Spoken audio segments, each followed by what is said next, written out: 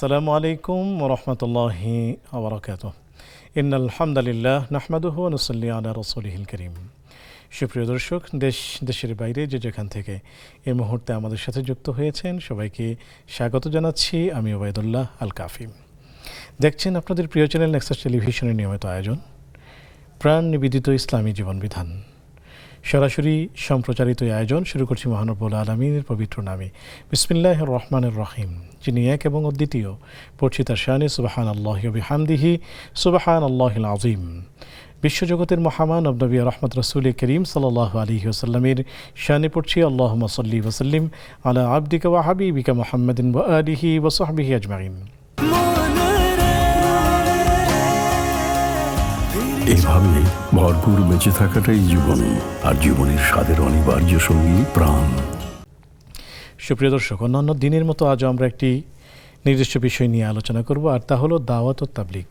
এই চমৎকার বিষয়টি নিয়ে আলোচনা করার জন্য এবং আপনাদের জানতে চাওয়া নানাবিধ প্রশ্নের উত্তর দেওয়ার জন্য আজকে আমন্ত্রিত হয়েছেন স্টুডিওতে ডক্টর রিজাউল করিম মাদানী হাফিজাহুল্লাহ।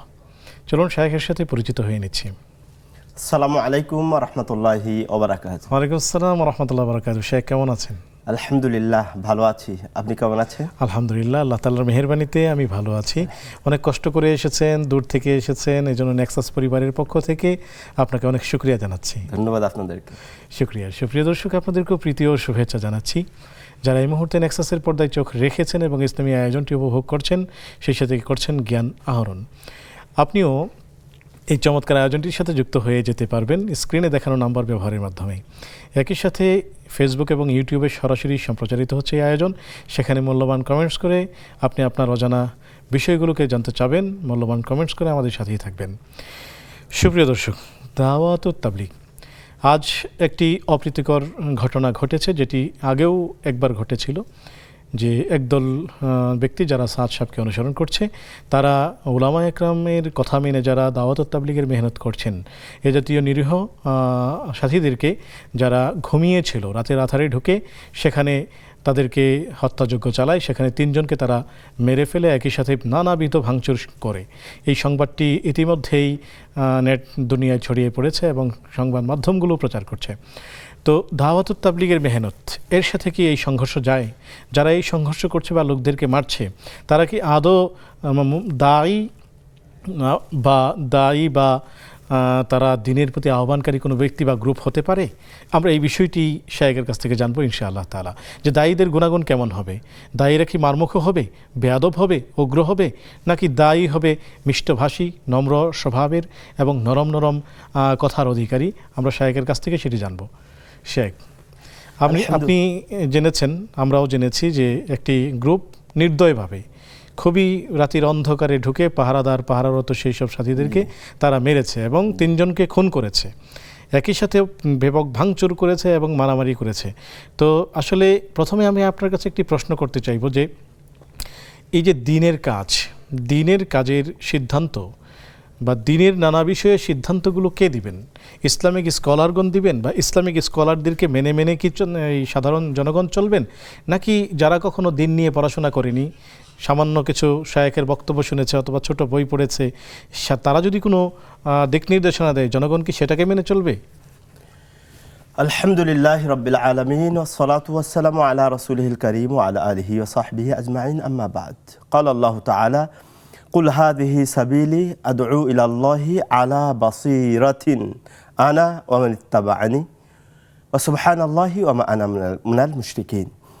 আল্লাহ সুবহানাহু ওয়া তাআলা এই দাওয়াতি কাজকে অত্যন্ত ফজিলাতপূর্ণ, মহিমান্বিত এবং অনেক সওয়াবের সাথে রিলেটেড করেছেন।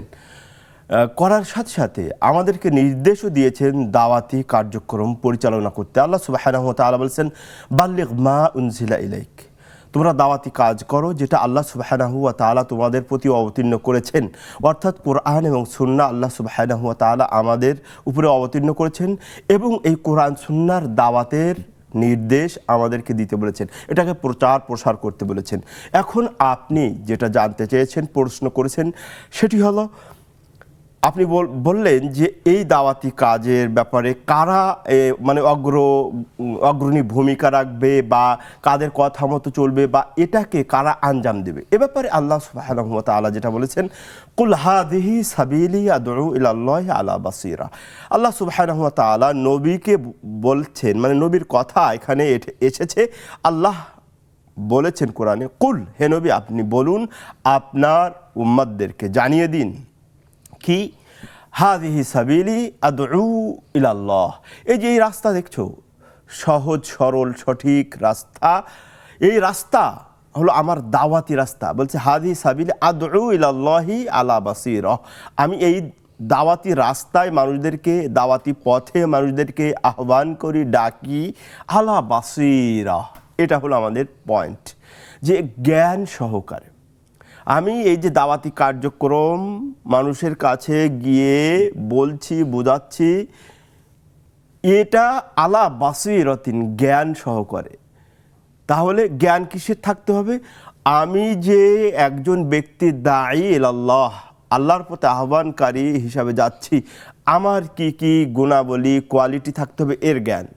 আলা বাসীরা অর্থ আমি যাদেরকে আহ্বান করব, আহুত ব্যক্তি, টার্গেটেড যারা, তাদের ব্যাপারে আমার জ্ঞান থাকতে হবে, যে কে কোন লেভেলের, কোন স্ট্যাটাসের। এটাও আলা বাসীরা, আমি কোন বিষয়ের দিকে, সাবজেক্ট অফ দাওয়া কি হবে, এ বিষয়ে জ্ঞান থাকতে হবে।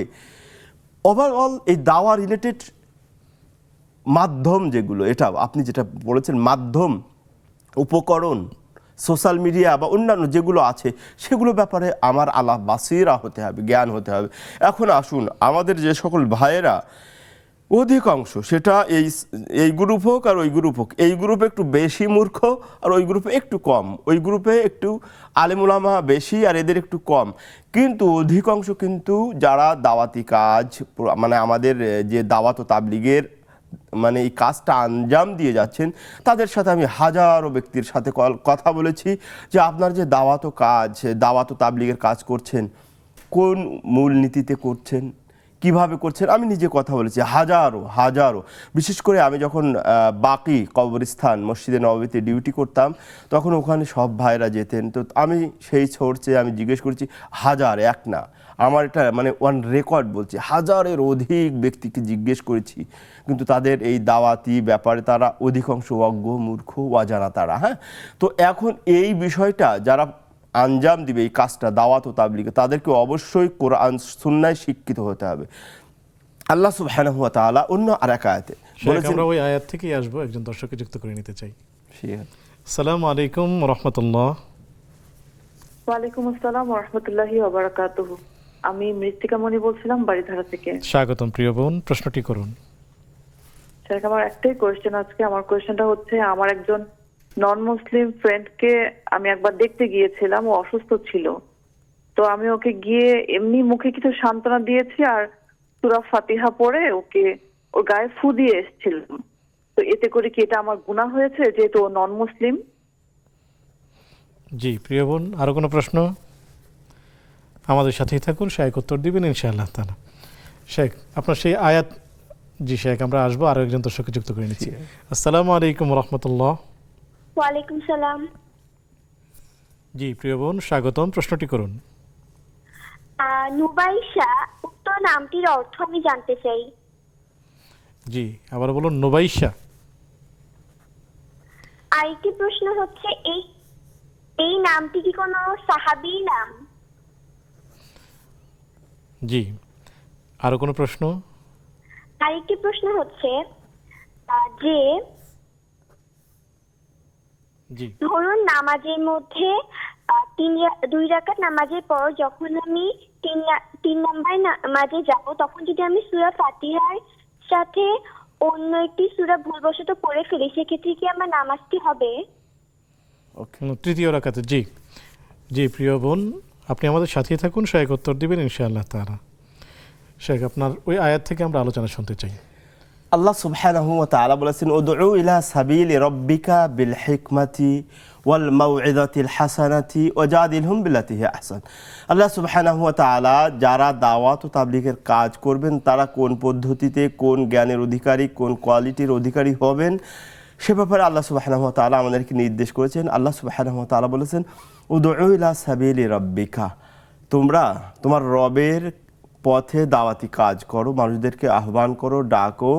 কিভাবে? পদ্ধতিতে হবে বিল হিকমা, হিকমত সহকারে, ওয়াল মাউইযাতিল হাসানা, সুমিষ্ট ভাষা কথার মাধ্যমে হতে হবে, ওয়াজাদিলহুম বিল্লাতি হিয়া আহসান। এই দুটো পদ্ধতি, এই দুটো ঔষধ যদি কাজ না হয় তখন অ্যান্টিবায়োটিক হিসাবে ডিবেট, তর্ক বিতর্ক, কন্ট্রোভার্সিতে যাওয়া যাবে। তাহলে এখান থেকে আমরা যারা আপনার প্রশ্ন উত্তরে আমার মনে হয় অলরেডি হয়ে গেছে যে আমাদের এই দাওয়াতি কাজ যারা করবো তাদের বাসিরা অর্থাৎ ইলম কালাম থাকতে হবে এই ব্যাপারে, সেগুলো বললাম। দ্বিতীয়ত আমাদের অ্যাপ্লাই করার যে সিস্টেম সেটাও বলেছেন বিল হিকমা। তো আমরা যারা এই দাওয়াতি কাজ করছি তারা হিকমতের সংজ্ঞা জানি, হিকমত কাকে বলে।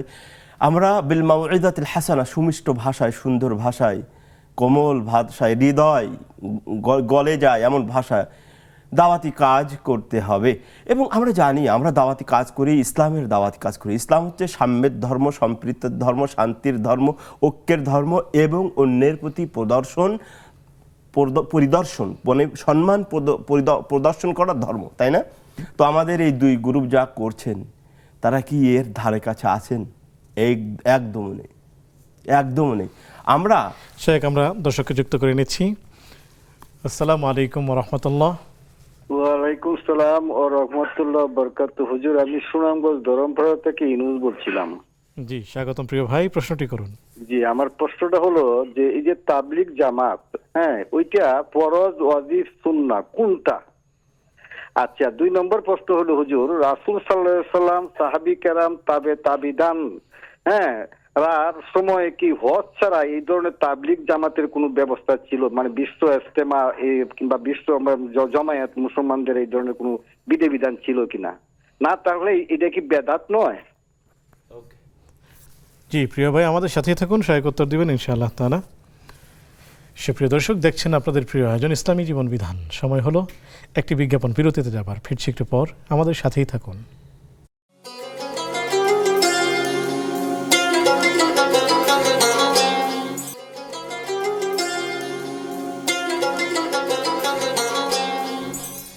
আসসালামু আলাইকুম ওয়া রাহমাতুল্লাহি ওয়া বারাকাতুহু।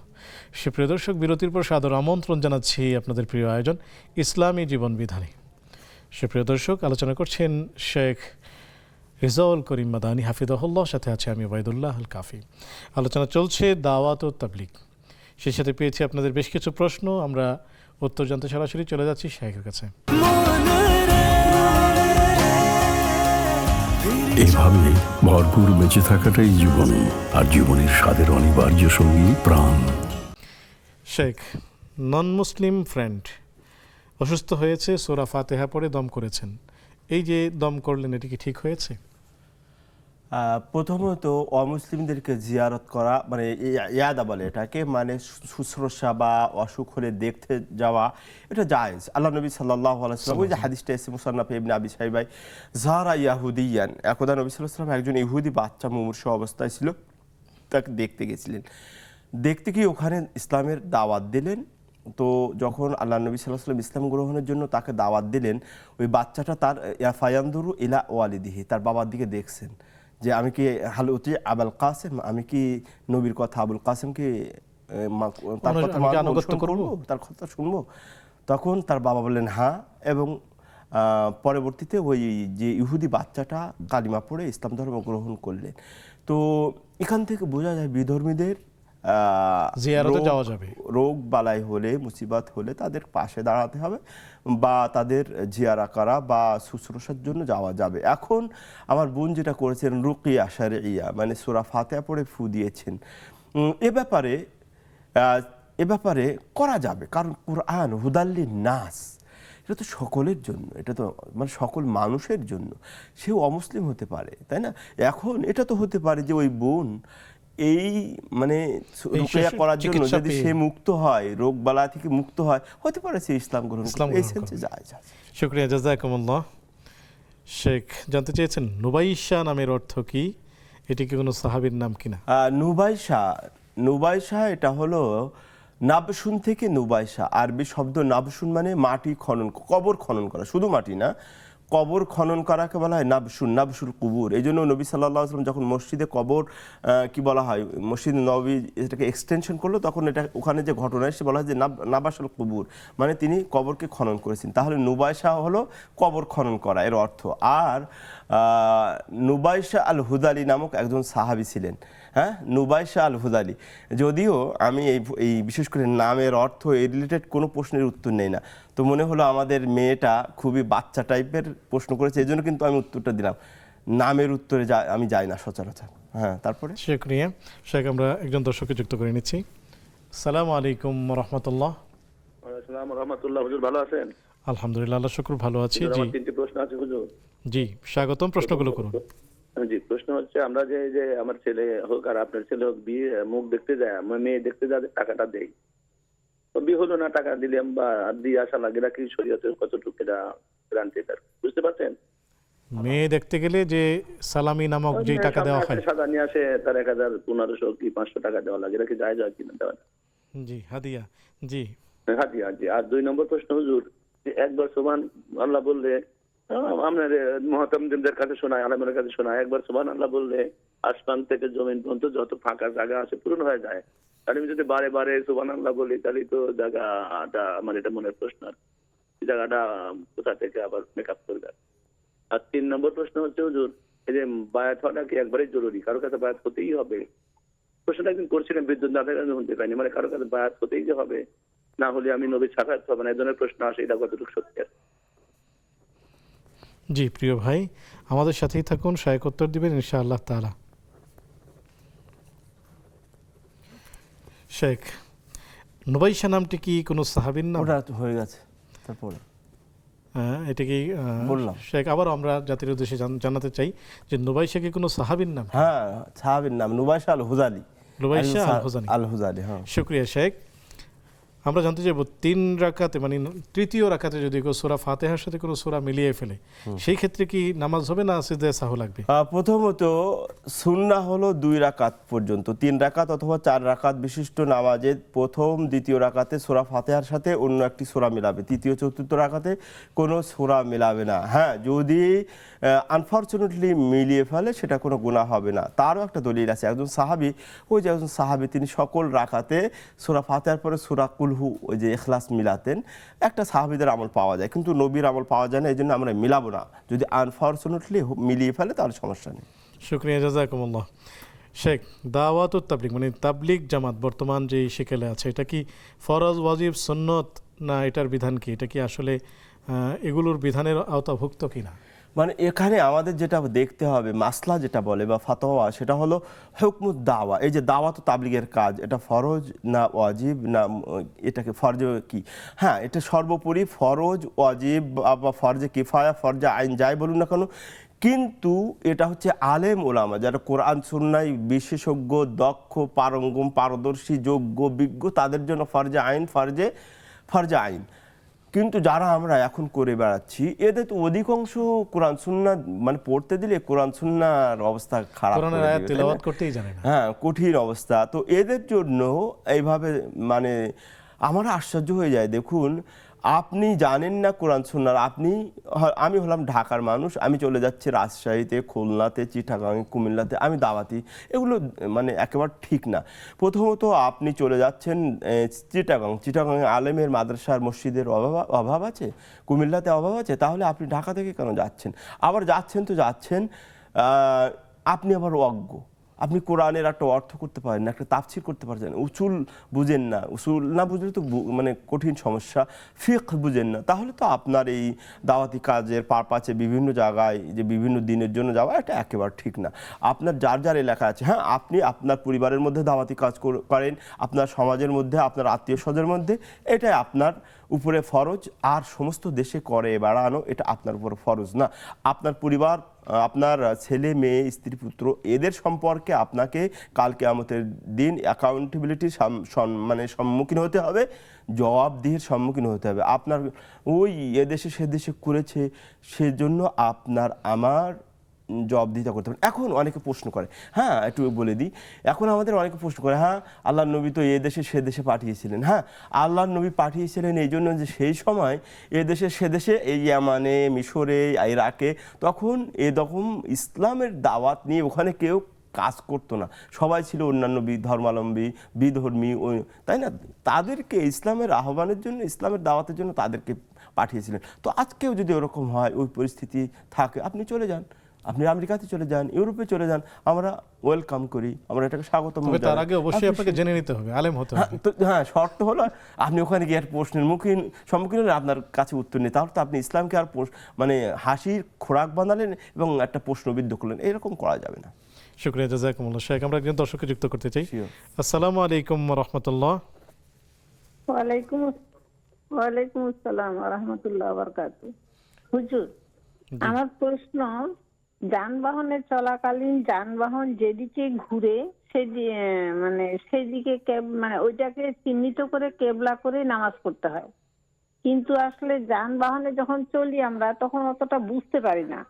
তো আমি তো দূর থেকে যাই, তো ঠাকুরগাঁও থেকে ঢাকা যাওয়ার সময় যমুনা ব্রিজ পার হওয়ার পরে ফজরের নামাজের ওয়াক্ত হয়, সেই সময় গাড়ি যেদিকে যাচ্ছে তার উল্টো দিকে ফিরে নামাজ আদায় করলে হবে কিনা? আরেকটা প্রশ্ন হচ্ছে হুজুর, রাসূল সাল্লাল্লাহু আলাইহি ওয়াসাল্লাম নামাজে সালাম ফিরার আগে কিছু মাসনুন দোয়া পড়তেন, সেটা কি ফরজ নামাজ না যে কোনো ফরজ, সুন্নাহ, নফল সবগুলোর ক্ষেত্রে? জি প্রিয় বোন, সাথেই থাকুন, শেখ উত্তর দিবেন ইনশাআল্লাহ তারা।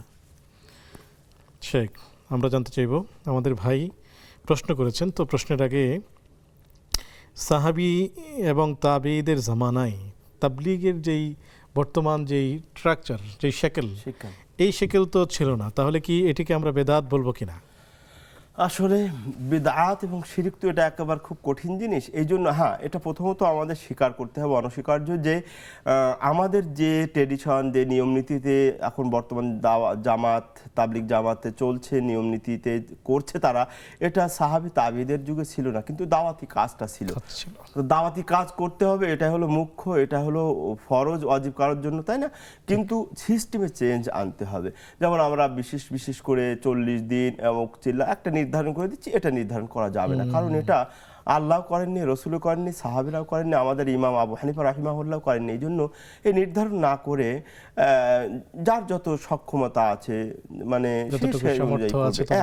আর দ্বিতীয়ত আমাদের অনেক ভাইকে ব্যাপারে আমরা নিজেরাও ফিল্ডে কাজ করি, আমাদের কাছে প্রশ্ন আসে, কমপ্লেন আসে যে মানে অনেক ভাই খালি চিল্লার পরে চিল্লা লাগায়, এদিকে কুমিল্লা থেকে এক চিল্লা লাগিয়ে এসে চট্টগ্রামে আরেক চিল্লা, আরেক চিল্লা রংপুর, আরেক চিল্লা রাজশাহী, আরেক চিল্লা, এই চিল্লার উপরে থাকে। এদিকে অথচ তার ঘরওয়ালি পরিবার পরিজন চিল্লাচ্ছে তাকে পাওয়ার জন্য, তার ছেলেমেয়েরা চিল্লাচ্ছে, বাবা আমার কাছে থাকে না, তার স্ত্রী চিল্লাচ্ছে আমার কাছে, এই যে ওই চিল্লা তার কানে ঢুকে না, সে খালি চিল্লা দিয়ে আছে। এই চিল্লা জায়েজ না, এই চিল্লা করলে গুনাহ হবে, এই চিল্লা করলে না জায়েজ হবে। হ্যাঁ, আপনি নির্ধারিত দিনে যেতে চান, যদি আপনি যোগ্য হন তাহলে যান, সেটা আমরা ওইভাবে দিন নির্ধারণ করবো না, এটাই উত্তম হবে। শুকরিয়া, জাযাকুমুল্লাহ। শেখ, আমরা একটি বিরতি নিতে চাই। সুপ্রিয় দর্শক, দেখছেন আপনাদের প্রিয় আয়োজন ইসলামী জীবন বিধান। সময় হলো আরও একটি বিজ্ঞাপন বিরতিতে যাবার, ফিরছি একটু পর, আমাদের সাথেই থাকুন।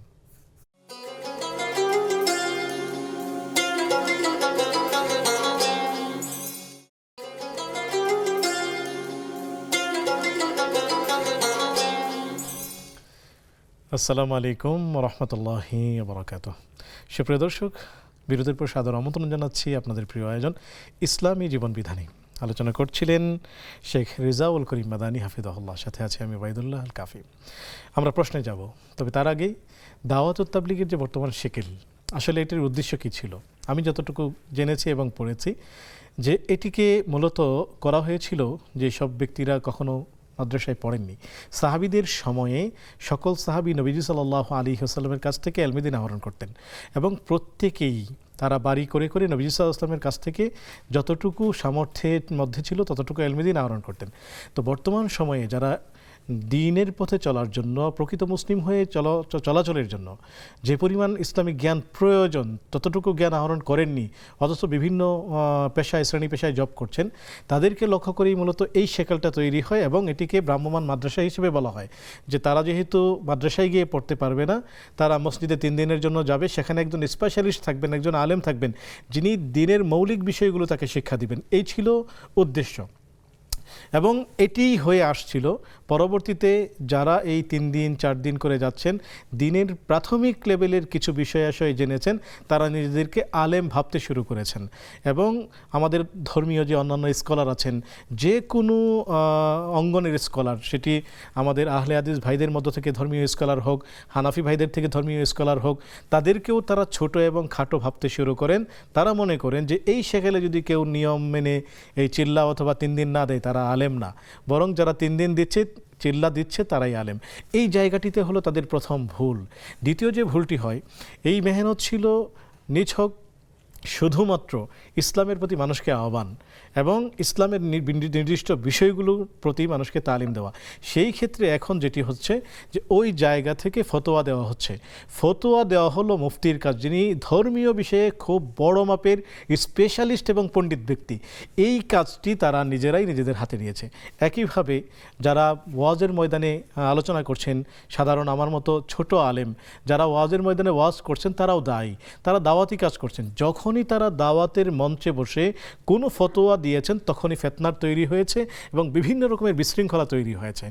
তো সুপ্রিয় দর্শক শ্রোতা, আমি শুধু ওই জায়গা থেকে বলতে চাই, শায়েখের কথার সাথে আমি একমত পোষণ করে যে যিনি স্পেশালিস্ট তিনি হলো দাওয়াতি কাজ করবেন, আর যিনি স্পেশালিস্ট নন তিনি দ্বীন শিখার জন্য এই সেকেলে যাবেন, তবে এটি নির্দিষ্ট করবেন না। সুপ্রিয় দর্শক, চলুন আমরা শায়েখের কাছে প্রশ্নে আপনাদের জানতে চাওয়া প্রশ্নগুলো নিয়ে আমরা যাচ্ছি ইনশাআল্লাহ। এভাবে ভরপুর বেঁচে থাকাটাই জীবন, আর জীবনের স্বাদের অনিবার্য সঙ্গী প্রাণ। শেখ, আমরা আপনার কাছে এখন জানতে চাইব যে এই যে মেয়ে দেখতে গিয়ে একটি সালামি নামক একটি হাদিয়া দেওয়া হয়, তো এই যে দেওয়া হয় এটিকে বর্তমান সমাজের মানুষ মনে করছে দিতেই হবে, না দিলে কেমন দেখা যায়। আসলে এই ব্যাপারে আপনি কি বলবেন? এটি কি জায়েজ নাকি এটি দেওয়া উচিত? প্রথমত এটা আল্লাহর নবীর যুগে ছিল না, কিন্তু আমরা এটাকে জায়েজ এই দলিলের ভিত্তিতে বলি। আল্লাহ নবী সাল্লাল্লাহু আলাইহি সাল্লাম বলেছেন, তাহাদ্দু তাহাব্বু, একে অপরকে হাদিয়া আদান প্রদান করো, তাহলে ভালোবাসার সৃষ্টি হবে। তো আপনি যাকে দেখতে গেছেন তার প্রতি একটু ভালোবাসা সৃষ্টি হওয়া দরকার। তাছাড়াও হাদিয়া হিসাবে যদি আপনি দেন তাহলে দিতে পারেন, জায়েজ হবে। কিন্তু আমি যদি অবশ্যক মনে করি যে আমাকে দিতেই হবে, না দিলে কি অবস্থা, আর মেয়ের ঘরের যারা দেখাবেন তারা মনে করে যে হ্যাঁ আমাদের তো প্রাপ্য অবশ্যই এটা, তাহলে ভুল হয়ে যাবে, এটা ঠিক না। জাযাকুমুল্লাহ। তো হাদিয়া দেওয়া যেতে পারে, তবে এটাকে বাধ্যবাধকতা করে নেওয়া, শায়েখ বলছেন যে এটি ঠিক নয়। মানে হাদিয়া তো দেওয়াই উচিত, হাদিয়া হলো সুন্নাহ, পারস্পরিক ভালোবাসা এবং সম্প্রীতি বেড়ে যায়। শুকরিয়া শেখ। আমরা এখন আপনার কাছে জানতে চাইব, সুবহানাল্লাহি ওয়া বিহামদিহি সুবহানাল্লাহিল আযীম। তো সুবহানাল্লাহ বললে আসমান এবং জমিনের মাঝখানে ফাঁকা জায়গা ভরাট হয়ে যায়। আমাদের দর্শক জানতে চেয়েছেন, একবার বললেই তো ভরে গেল, এখন আরেকবার বললে বাকিগুলো কোথায় যাবে? মাশাআল্লাহ, আল্লাহর নবীর একটা হাদিস এসেছে, সহিহ হাদিস, সাল্লাল্লাহু আলাইহি ওয়াসাল্লাম, আলহামদুলিল্লাহ তামলাউ ওয়া সুবহানাল্লাহ, দুটো এসেছে, তামলাউ মা বাইনা সামাই ওয়াল আরদ, তাই না? এখন বাদ বাকি কোথায় যাবে? এটা আপনার আমলনামায় চলে যাবে। সুবহানাল্লাহ, এটা আপনার আমলনামায় চলে যাবে, এটা ফেরেশতাদের কাছে যে আপনার রেকর্ড বুক আছে সেখানে চলে যাবে, আল্লাহর কাছে চলে যাবে। এই আর কি। জাযাকুমুল্লাহ। প্রিয় দর্শক, আমাদের অনেক নেকির প্রয়োজন হবে কিয়ামতের দিন। তো আপনার এই যে একবার সুবহানাল্লাহ বললেন, পুরোটা নেকি দিয়ে ভরে গেল, সেই নেকি আপনার আমলনামায় চলে যাচ্ছে। 100 বার একটা জিনিস উনি মনে করছেন কি যে একবার বললেই তো ভরে যাচ্ছে, অনেক সওয়াব পেয়ে যাচ্ছি, আবার আরেকটা কাজ করলে যে ডবল মানে বাকি হয়ে যাচ্ছে, গুনাহ হয়ে খালি হয়ে মানে আবার অবস্থা খারাপ হয়ে যাচ্ছে, গুনাহ হয়ে যাচ্ছে। এটা কিন্তু আমরা নেগেটিভ সাইডটা নিচ্ছি না, শুধু পজিটিভ সাইড। এই জন্যই দুটো খেয়াল রাখতে হবে। আপনি একবার বলছেন ভরে ফেলছেন, আবার অন্য একটা গালি দিচ্ছেন, এমন গালি যে আপনার ওই পুরো আসমান না, আরো 7 আসমান খালি হয়ে যাচ্ছে, গুনাহ হয়ে যাচ্ছে আপনার। এজন্য এগুলো মানে ব্যাপারটা হলো, এটা হাদিসে এসেছে, আমরা হাদিসে এভাবে বাহ্যিকভাবে ব্যবহার মানে বিশ্বাস করব, কিন্তু কিভাবে যে আপনার এখন দেখছেন না, এখন যে লেটেস্ট যে একটা নাসার গবেষণা দেখতেছিলাম যে একটা ব্ল্যাক হোল, একটা ব্ল্যাক হোলে নাকি যে কত মিলিয়ন মিলিয়ন বিলিয়ন বিলিয়ন গ্রহ উপগ্রহ, তাহলে এগুলোর হিসাবে আমরা না যাই। নেক্সট শুকরিয়া, জাযাকুমুল্লাহ। শেখ, আমরা একজন দর্শককে যুক্ত করে নিচ্ছি। আসসালামু আলাইকুম ওয়া রাহমাতুল্লাহ। ওয়া আলাইকুম আসসালাম ওয়া রাহমাতুল্লাহি ওয়া বারাকাতুহু। হুজুর, জি জি আমি বলতেছি মোহাম্মদ ইকরামুল হক। স্বাগতম প্রিয় ভাই, প্রশ্নটি করুন। জি জি জি, বামনডাঙ্গা গাইবান্ধা থেকে বলতেছিলাম। জি জি জি, আপনারা ভালো আছেন হুজুর? আলহামদুলিল্লাহ, আমরা ভালো আছি। আমি একটা জিনিস জানতে চাই, এই আমাদের তাবলিগে দাওয়াত তাবলিগের মধ্যে একটা গ্রুপ ভাগ হয়েছে, হ্যাঁ, জি 7 গ্রুপ আর মাওলানা জুবাইর সাহেব গ্রুপ। জি এটা এই গ্রুপ মারামারি করে, আজকে যে অনেকে 3 জন নিহত হয়েছে এবং বক্তব্য করে। হ্যাঁ, আমি একটা প্রশ্ন জানতে চাই, কোন দলটি সঠিক হবে? 7 গ্রুপ সঠিক হবে না জুবাইর গ্রুপ সঠিক হবে? জি জি প্রিয় ভাই, আপনার প্রশ্নের উত্তর দেওয়া হবে ইনশাআল্লাহ তাআলা। আপনি আমাদের সাথেই থাকুন। শেখ, আমরা আপনার কাছে জানতে চাইব, শেখ যেই প্রশ্নের উত্তরটি দিচ্ছিলেন মাশাআল্লাহ, তো আমাদের ভাই, আমাদের প্রচুর নেকির প্রয়োজন হবে, সুতরাং এরকম আসমান, আমাদের অনেক আসমান এবং জমিনের জায়গা আমাদের অনেক ভরাট করতে হবে, এটা আমাদেরই প্রয়োজনে। কারণ কিয়ামতের দিন প্রত্যেক ব্যক্তি যিনি জান্নাতে যাবেন তিনিও আফসোস করবেন যে আমি আরেকবার সুবহানাল্লাহ বললে তো আমার জান্নাতটা আরও সুন্দর হতো। আমরা সেখানে গরিব থাকতে চাইবো না, আমরা সবসময় জান্নাতুল ফিরদাউস আশা করি। তো জান্নাতুল ফিরদাউসে পৌঁছার জন্য আমাদের যে পরিমাণ নেকি দরকার আমাদের সেটি নেই। বর্তমান টেকনোলজি চলছে ন্যানো টেকনোলজি, তো সেই ন্যানো থেকে এখন পিকোতে যাওয়ার মানুষ চেষ্টা করছে। আমি যদি চিন্তা করি যে সেকেন্ড যদি ন্যানোতে ভাগ হয়, সেটা আবার পিকোতে যদি যায়, তো পিকো সেকেন্ড অনুযায়ী আমি কি সেই পরিমাণ আল্লাহ তাআলার জিকির করতে পারছি? যে পরিমাণ নেয়ামত আমি আল্লাহ তাআলার ভোগ করছি, সেই পরিমাণ কি আমি আল্লাহ তাআলার গোলামি এবং দাসত্ব করতে পারছি? না। সুতরাং আমাদের প্রচুর করা উচিত। সুপ্রিয় দর্শক, আমরা শায়েখের কাছে যাচ্ছি। শায়েখ, আমরা জানতে চাচ্ছি, উনি জানতে চেয়েছেন যে বায়াত কি হতে হবে বা এটি কি ফরজ কিনা? আল্লাহ নবী সাল্লাল্লাহু আলাইহি ওয়াসাল্লাম এই ব্যাপারে যে বায়াতের কথা বলছেন, যে মান মাতা ওয়ালাইসা ফি উনুকিহি বায়া ফামাতা মাইতাতান জাহিলিয়া, যে ব্যক্তি বায়াত করা ছাড়া মরে যাবে তার মৃত্যু জাহিলি মৃত্যু হবে। এটা হচ্ছে মৃত্যু, মানে যেটা বায়াত প্রাপ্ত, মানে বায়াতের অধিকার কে রাখেন? মুসলিম খলিফা। কোনো পীর, কোনো ওলি, কোনো মাশায়েখ, কোনো তরিকার প্রধানের বায়াত করা যাবে না। আমরা যেটা বলি যে বায়াত ছাড়া মৃত্যুবরণ করলে মৃত্যু হবে জাহিলি মৃত্যু, সেটা হচ্ছে মুসলিম জাহানের খলিফা থাকবেন তার বায়াত না হলে। এখন যদি আপনারা মনে করেন বা দর্শক শ্রোতা বলেন এখন তো এরকম মুসলিম শ্রোতা নেই, তাহলে বায়াত না, তাহলে ওই বায়াত লাগবে না, ওই বায়াত লাগবে না ইনশাআল্লাহ। জাযাকুমুল্লাহ। শেখ, আমি শেখের সাথে যুক্ত করতে চাই যে প্রচলিত যে বায়াত সেটি কিন্তু আমাদের রাষ্ট্রীয় বায়াত নয়। এটা হলো প্রথমে বুঝতে হবে। আপনি এখন একটু শপথ করলেন, এটা শপথের মতো অনেকটা, যে আমি চুরি করব না, জিনা করব না, মদ পান করব না। আমি আপনাকে হুজুর, আপনাকে সাক্ষী রেখে আমি এটা আল্লাহ তাআলাকে বলছি যে আল্লাহ আমি এটা করব না। তো জাস্ট এই শপথ, এটি তো আমাদের প্রত্যেকের নেওয়া উচিত। একই সাথে আমি আরেকটু যুক্ত করতে চাই যে যেমন ধরুন আমি একজন ছোট মাপের আলেম এবং আলেম হতে যাচ্ছি, আমার জন্য উচিত হলো যিনি বড় আলেম, বড় পণ্ডিত, যে তার মশওয়ারা এবং পরামর্শগুলো নিয়ে নিয়ে চলা। কারণ অনেক ক্ষেত্রে আমি এগুলোকে বায়াত বলে না, এগুলো হলো একজন পরামর্শক থাকতে হয়। যেমন কনসালটেন্সির ক্ষেত্রে মানুষের প্রাইভেট ডক্টর থাকে, সে কোনো একটা বিপদে পড়লেই ডক্টরের শরণাপন্ন হয়। একই সাথে আমরা আমাদের ধর্মীয় অনুশাসন মানতে গিয়ে অনেক বিষয় এমন হয়, আমাকে অনেক ভাইয়েরা ফোন করেন যে শায়েখ এটা এইভাবে কিভাবে আমি করতে পারি। তো এতে করে আমি বুঝি যে প্রতিটি ব্যক্তির জন্য একজন পরামর্শক দরকার, একজন পরামর্শক।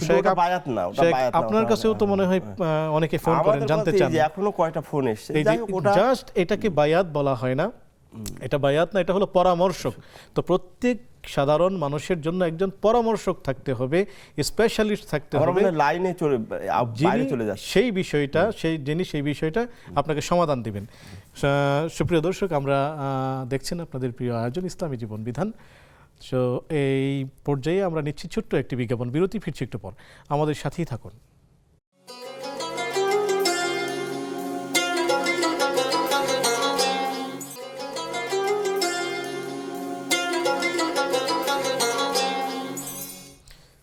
আসসালামু আলাইকুম রহমতুল্লাহি বারাকাতুহ। সুপ্রিয় দর্শক, বিরতির পর সাদর আমন্ত্রণ জানাচ্ছি আপনাদের প্রিয় আয়োজন ইসলামী জীবন বিধানে। আলোচনা করছেন ডক্টর রিজাউল করিম মাদানী হাফিজাহুল্লাহ, সাথে আছে আমি ওবায়দুল্লাহ আল কাফি। আপনাদের বেশ কিছু প্রশ্ন আমাদের হাতে আছে, সেগুলো জানতে শেখের কাছেই যাচ্ছে। শেখ, যানবাহনে চলার সময় আসলে কেবলা নির্দিষ্ট করার পদ্ধতি কি, ইসলাম কি বলে? প্রথমত সলাত বা নামাজ সহিহ বিশুদ্ধ হওয়ার জন্য অন্যতম শর্ত হচ্ছে ইস্তেকবালুল কিবলা, কিবলামুখী হওয়া। এখন আপনি যানবাহনে, বিমানে বা লঞ্চে, বাসে যাচ্ছেন, এখন আপনার নামাজের সময় হয়ে গেছে, তাহলে কি করবেন? প্রথমত আমরা এটা খেয়াল করব, আমরা যখন সফরে বের হব তখন জামা করার চেষ্টা করব, জামা কাসর। এটা কিন্তু একটা বিশুদ্ধ হাদিস, কোরআন দ্বারা প্রমাণিত। ফায়দা দরাবতুম ফিল আরদি ফাকসুরু নাসলা, যখন তোমরা সফর করবে তখন নামাজ কসর করো। আবার হাদিস তো অ্যাভেলেবল। তাহলে আমি যখন প্রথমত সফর করব, কসর করব, অর্থাৎ জোহর আসর একসাথে পড়ে কসর করে নেব, অথবা মাগরিব ইশা একসাথে পড়ে কসর করে নেব। এটা হচ্ছে সবচেয়ে বেটার ওয়ে। এখন মনে করেন তারপরেও এরকম না করার কারণে রাস্তায় ফজর, কোনো একটা নামাজের, বিশেষ করে আমাদের বোন প্রশ্ন করেছেন ফজর তো আর জমা হয় না, তো ফজরের সময় বা অন্য কোনো একটা সময় যদি এরকম হয়, তাহলে কি করতে হবে? যদি গাড়ি না থামায় কোথাও, মানে যতটুক সময় নামাজের সময় আছে যে এর মধ্যে নামাজ পড়া যাবে, এতটুক সময়ের মধ্যে যদি গাড়ি কোথাও নামাজের জন্য বিরতি না দেয়, তাহলে আপনি চেষ্টা করবেন, ইজতেহাদ করবেন, কিবলা নির্ধারণ করা, ফাইন্ড আউট করা যে কোন দিকে কিবলা। এখন আমার বোন বলছিল তো আমি পারি না, এখন মোবাইলে অ্যাপস আছে, তাই না? অথবা কারো কাছে শুনে নিয়ে আপনি কেবলাকে ফাইন্ড আউট করবেন, করার পরে সেই দিকে শুরু করবেন, সেই দিকে মুখ করে নামাজ শুরু করবেন। তারপরে গাড়ি যদি এদিক সেদিক হয়ে যায় তাহলে নামাজের সমস্যা হবে না। কিন্তু যদি নফল নামাজ হয় তাহলে কিবলা ফাইন্ড আউট করা শর্ত না। শুকরিয়া, জাযাকুমুল্লাহ। শেখ, মাসনুন যে দোয়াগুলো নবীজি সাল্লাল্লাহু আলাইহি ওয়াসাল্লাম নামাজের পরে দুবরা কুল্লি সলাতিন মাকতুবা পড়তেন, সেগুলো কি নফল কোনো নামাজেও পড়া যাবে না নামাজের পরে? যেগুলো আল্লাহ নবী সাল্লাল্লাহু আলাইহি ওয়াসাল্লাম বলেছেন দুবরা কুল্লি সলাতিন মাকতুবা, এখানেই তো উল্লেখ হয়েই গেছে যে আল্লাহ নবী সাল্লাল্লাহু আলাইহি ওয়াসাল্লাম বলেছেন যে ফরজ নামাজের পরে। এখন যদি কেউ, এটা তো জিকির, আজকার, তাসবিহ, তাহলিল, নফল নামাজের পরেও করে তাহলে আরও ভালো, আরও ভালো। শুকরিয়া, জাযাকুমুল্লাহ। জানতে চেয়েছেন যে গ্রুপ, আমি একটু প্রশ্নের সম্পাদনা করে দিচ্ছি, কারণ দুই গ্রুপ, উনি বলেছেন সাদ গ্রুপ এবং জুবায়ের গ্রুপ, এই প্রশ্ন একটু সম্পাদনা করে দিচ্ছি, কারণ জুবায়ের গ্রুপ বলে কোনো গ্রুপ নেই বাংলাদেশে। উলামায়ে কেরাম যেই সিদ্ধান্তগুলো দিয়েছেন, আলমী উলামায়ে কেরামের সিদ্ধান্ত মোতাবেক একটি গ্রুপ পরিচালিত হচ্ছে, নট অনলি জুবায়ের। কারণ জুবায়ের সাহেব যদি পথচ্যুত হয়, ইসলামের দিক নির্দেশনা আছে, যেমন আমি একজন আলেম, আমাকে কিছু মানুষ অনুসরণ করে চলে, আমি যদি পথ হারিয়ে ফেলি এবং হারিয়ে ফেলতে পারি, সেই ক্ষেত্রে যদি কখনো পথ হারাই, আমার অনুসারীরা আমাকে অনুসরণ করবে না, বরং এটা বলা আছে, এটা আমাদের খলিফাতুল মুসলিমিনরাও বলেছেন, সেই ধারাবাহিকতায় উলামায়ে কেরাম তাদের সিদ্ধান্তের ভিত্তিতে একটি গ্রুপ পরিচালিত হচ্ছে, আর একটি হলো সাদ সাহেবকে অনুসরণ করে চলছে। তো একটা হলো শুরাই নিজাম, আর একটি হলো সাদ সাহেবের গ্রুপ। তো আমরা প্রশ্ন রাখতে চাই, জানতে চেয়েছেন এই যে আলেমদের, ওলামায়ে কেরামের পরামর্শে যেই গ্রুপটি পরিচালিত হচ্ছে তারা কি হক, না সাদ সাহেবকে অনুসরণ করে যেই গ্রুপ পরিচালিত হচ্ছে তারা হক? এ ব্যাপারে যেটা শরিয়াত বলেছে, গ্রুপ বা ব্যক্তি বা দল বা গোষ্ঠী দেখবেন না, দেখবেন হককে, অর্থাৎ কোরআন সুন্নাহর কথাকে বলে, কোরআন সুন্নাহ যেই বলে সেই হক। এখানে দল হক না, কারণ আপনি বলছেন হক, ও বলছে হক, কুল্লু হিজবিন বিমা লাদাইহিম ফারিহুন, সবাই বলে আমি হক, আমি সত্যের উপরে। এই জন্য আপনারা দেখবেন যে কে হকের উপরে, কে কোরআন সুন্নাহর কথা বলছে, এটা দেখবেন, সেই অনুযায়ী নির্ধারণ করবেন, নির্ণয়। এখন আমি এটা মিডিয়ায় কথা বলতে হয় অনেক কিছু ব্যালেন্স করে, আপনি এক গ্রুপকে বলছেন হক, তখন অন্য গ্রুপরা বলবে আমাদের কি সমস্যা।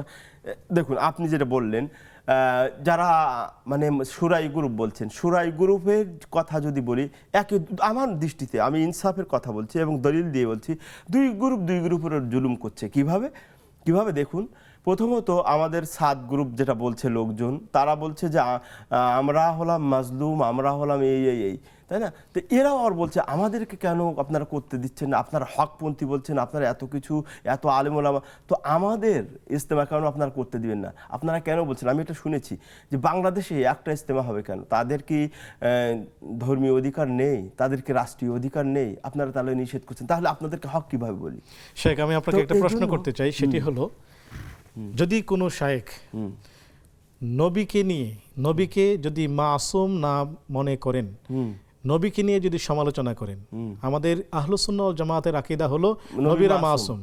যদি কোনো শায়েখ নবীকে নিয়ে সমালোচনা করেন, তাহলে কি তাকে অনুসরণ করা যাবে কি? অবশ্যই, সে তো দল্লুন মুদিল্লুন, মানে সে তো কঠিন পথ। আপনি যদি সাদ সাহেবের বক্তব্য শুনেন, সেখানে একাধিক জায়গায় তিনি নবী মুসা আলাইহিস সালামকে নিয়ে সমালোচনা করেছেন। না, এগুলো চরম অন্যায়, চরম অপরাধ। তো যদি ওই সাদ সাহেব যিনি নবীকে নিয়ে সমালোচনা করেছেন এবং আমাদের নবী সাহাবীদেরকে নিয়েও সমালোচনা এবং তিনি করতে পারবেন না, আমাদের নবীকে সাল্লাল্লাহু আলাইহি ওয়াসাল্লাম নাউযুবিল্লাহ বলছেন আমাদের নবী নাকি ভুল করেছেন, আস্তাগফিরুল্লাহ, এই জাতীয় জঘন্য কথা যেই শায়েখ বলেন, সেই শায়েখকে অনুসরণ করা যাবে?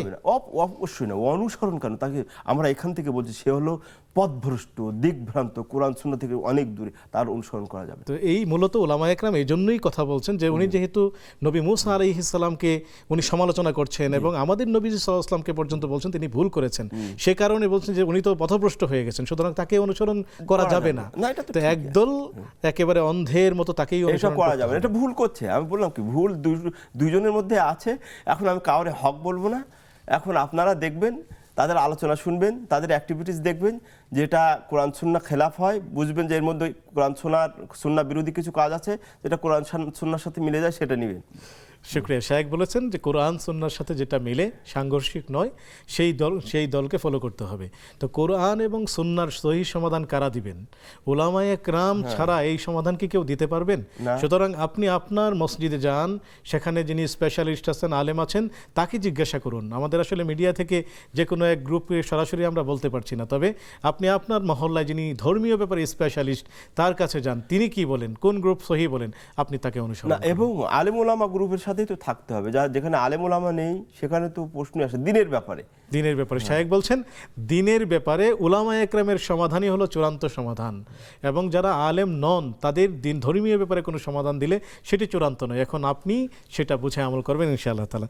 শায়েখ, আমরা একেবারে শেষের দিকে চলে এসেছি। খুব আসলে জীবন ঘনিষ্ঠ প্রশ্ন যে গত 16ই ডিসেম্বর মহান বিজয় দিবস ছিল, তো আমরা মুক্তিযোদ্ধা শহীদদের জন্য দোয়া করতে পারি, কিন্তু অনেকেই দেখছি ফেসবুক পোস্ট করেছে যে আমরা মুক্তিযোদ্ধা শহীদদের প্রতি বিনম্র শ্রদ্ধা জানাচ্ছি, এবং অনেকেই যে শহীদদের কবরের উপর ফুল দিয়ে শ্রদ্ধা জানিয়েছে। তো এই শ্রদ্ধা জানানো কতটুকু জায়েজ?